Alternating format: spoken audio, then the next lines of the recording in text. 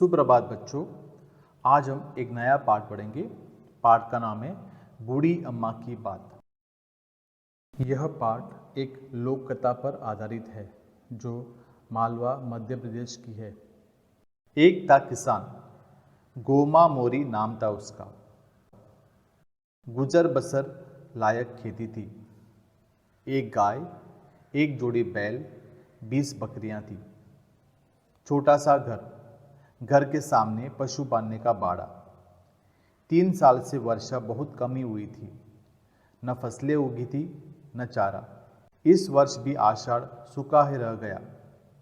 वर्षा की कोई आशा नहीं बंधी थी। खेत जोतकर क्या करूँगा? गोमा ने एक लंबी सांस छोड़ी और मन ही मन सोचा। वो बैलों को हाँकते हुए वापस घर की ओर चल पड़ा। अब बड़े सवेरे सोकर उठा। गाय, बैल व बकरियों को बाड़े से निकाला। उसकी पत्नी बकरियों को घेरकर उन्हें चराने ले गई। उसने फिर हिम्मत बटोरी और हल को बैलों के कंधों पर रखकर चल पड़ा खेतों की ओर। रास्ते में उसे कई किसानों ने टोककर कहा, गोमा, खेत जोतने से क्या होगा?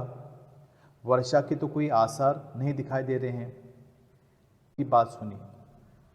कई बार उसका मन डावाडोल भी हुआ, फिर भी उसने हिम्मत रखी और कुछ सोचकर खेत पर पहुंच गया। उसने आकाश की ओर देखा। सूरज आग के गोले की तरह जल रहा था। उसने धरती को भी निहारा। खेतों में गहरी और चौड़ी दरारें पड़ गई थी। वो बैलों को देखकर उनकी दशा से चिंतित हुआ था। भूख प्यास सहन करते करते वे बहुत दुबले हो गए थे। वो थोड़ा निराश भी हुआ। उसे बैलों की दशा पर दया हो आई। उसने फिर लंबी सांस और खेत की मेड़ पर एक वृक्ष के नीचे बैठकर सोचने लगा। क्या करे वह? खेत जोते या उसे यूं ही पड़ा रहने दे? वह सोचता रहा। थोड़ी देर बाद वो उठा और दुखी मन में बैलों को हाँककर घर की ओर राह पकड़ ली। उसने निर्णय कर लिया कि वह तब तक खेत नहीं जोतेगा जब तक वर्षा नहीं हो जाती। धूप काफी तेज थी। दूसरे दिन वह और भी निराश हो गया।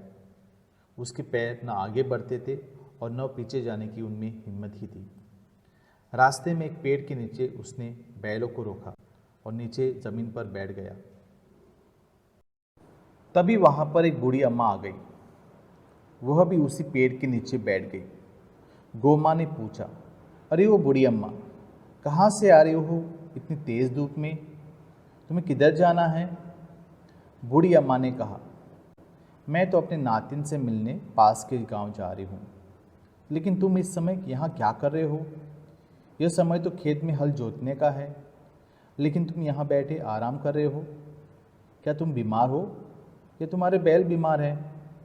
कहीं तुम्हारा हल तो टूट तो नहीं गया है?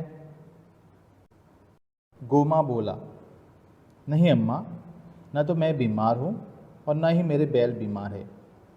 मेरा हल भी नहीं टूटा है, टूटी है मेरी हिम्मत। अम्मा, तुम तो जानती हो 3 साल से वर्षा ठीक से नहीं हुई है। इस वर्ष भी यही हाल है। खेत जोतकर क्या करूँ?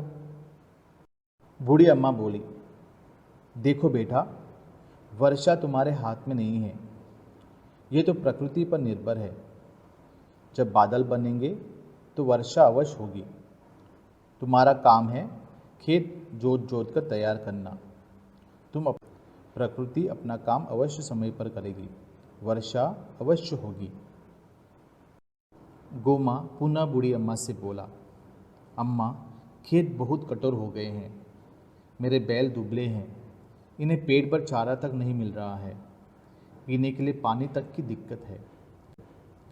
चारा पानी ही क्या, यहाँ तो पेड़ों की पत्तियाँ तक खत्म हो गई हैं। बेचारे बैल कैसे हल खींचे?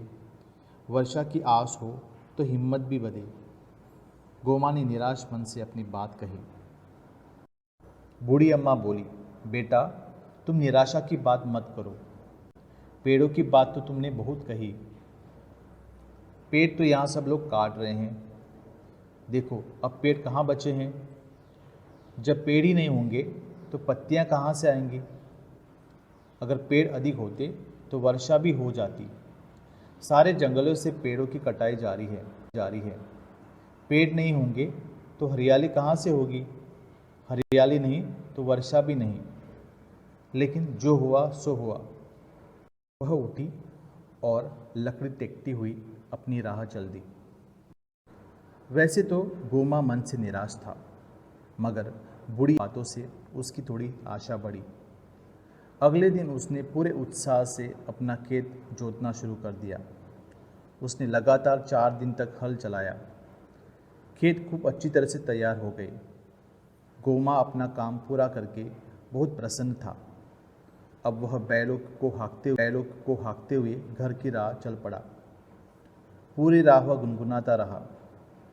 उस रात उसे 4 दिन की कड़ी मेहनत के कारण वह निराल होकर सोया। सवेरे जब वह सोकर उठा तो गाय बकरियां रही थी। सवेरे सवेरे पशुओं की आवाज़ें सुनने के लिए उसके तरस गए थे। वह पुलक कर उठा। उसकी पत्नी ने आंगन से आवाज़ लगाई, अजी सुनते हो? बाहर तो आओ, वर्षा होने वाली है। गोमा झटपट बाहर आया। उसने देखा मौसम बहुत सुहावना हो गया है। आसमान में बादल घुमड़ आए थे। उसने बादलों को जी भरकर निहारा। उसे लगा मानो बादलों से बूढ़ी अम्मा की मुस्कुराती हुई आकृति उभर आई हो। उसे बूढ़ी अम्मा की बात रह रह कर याद आ रही थी। उसने मन ही मन बूढ़ी अम्मा को प्रणाम किया और सोचा कि वह तुम अपना काम समय पर करो। बादल बरसने लगे। आंगन तरबतर हो गया। गोमा को लगा मानो बूढ़ी अम्मा उससे कुछ कह रही हो। वह बूढ़ी अम्मा से कुछ कहना चाहता था, तभी बारिश और तेज हो गई।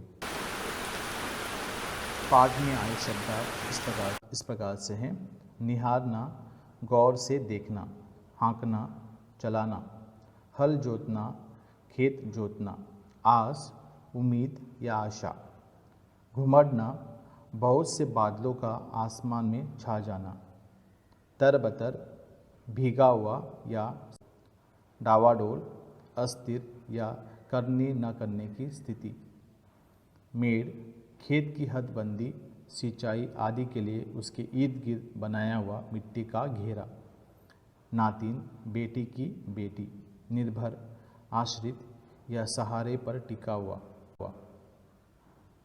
धन्यवाद।